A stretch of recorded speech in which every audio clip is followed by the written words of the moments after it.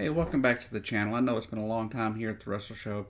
Kind of got confused and worried about the COPA rules and stuff, and getting warnings that my content may be considered made for children.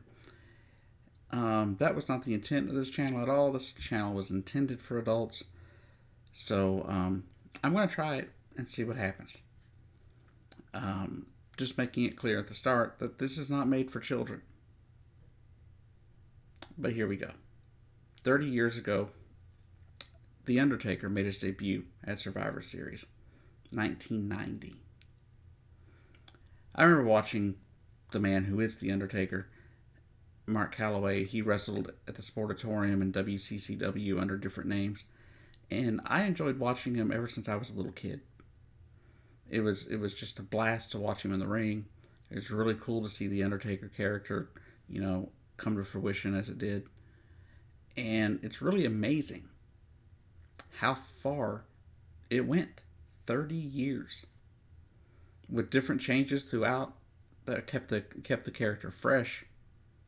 And then one of my favorite incarnations, the Underbiker, American Badass, whatever you want to refer to him as, that was one of my favorite characters and incarnations of this character.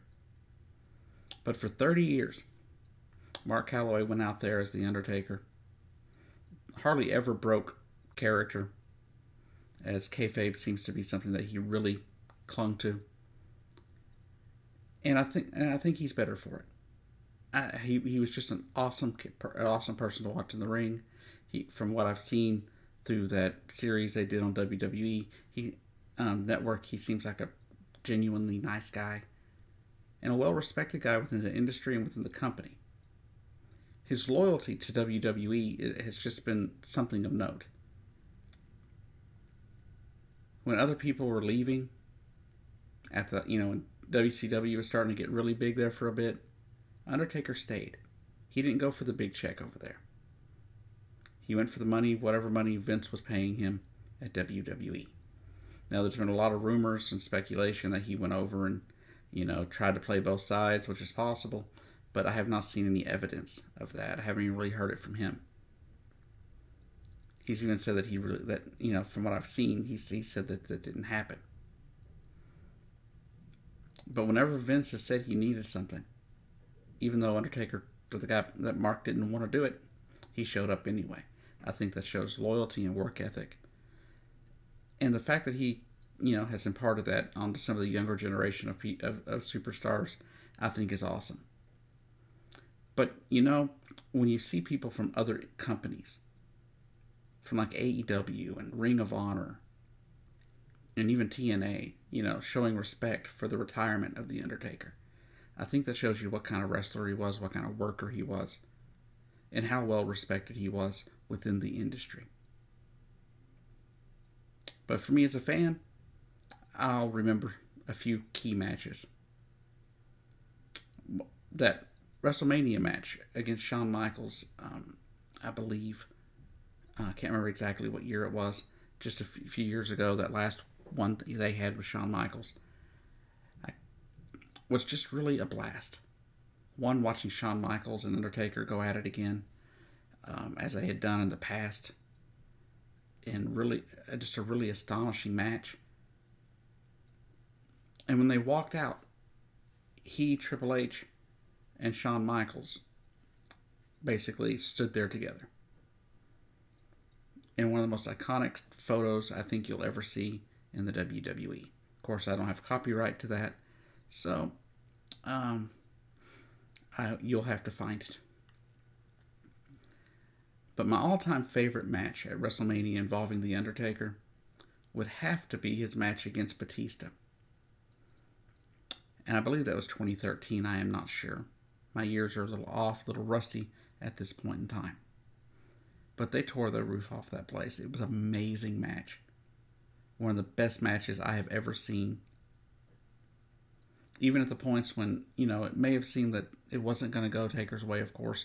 It went Taker's way. At the points when Batista looked like he needed a little help getting through the match, Taker drug him along. When Taker needed help getting through the match, Batista drug him along. They seem to have a really great working chemistry. And that match was just one of the best matches. I remember it all the time. But I think if you talk about one of the best feuds ever for The Undertaker, I think that was him and his brother Kane, as it were, and how that all unfolded with the lightning and all the crazy supernatural stuff that they tried to pull with the characters, and I thought it was an amazing thing. But anyways, I just wanted to give tribute to The Undertaker and to the 30 years of entertainment that he gave the WWE Universe.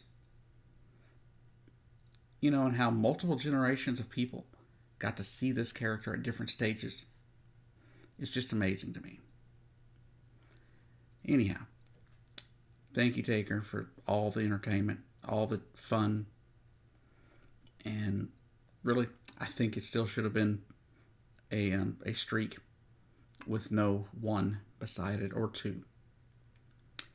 I think the streak should have continued as it was. I think it was a great thing, and if it was going to end, it sure shouldn't have ended with Brock Lesnar. But anyways, let me know in the comments your favorite memory, your favorite thoughts of The Undertaker. Let me know your favorite match, your favorite rivalry. Even, you know, what was your favorite incarnation of The Undertaker?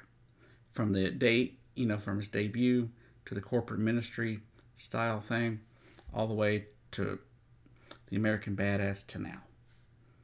And again, I want to thank The Undertaker for all the entertainment.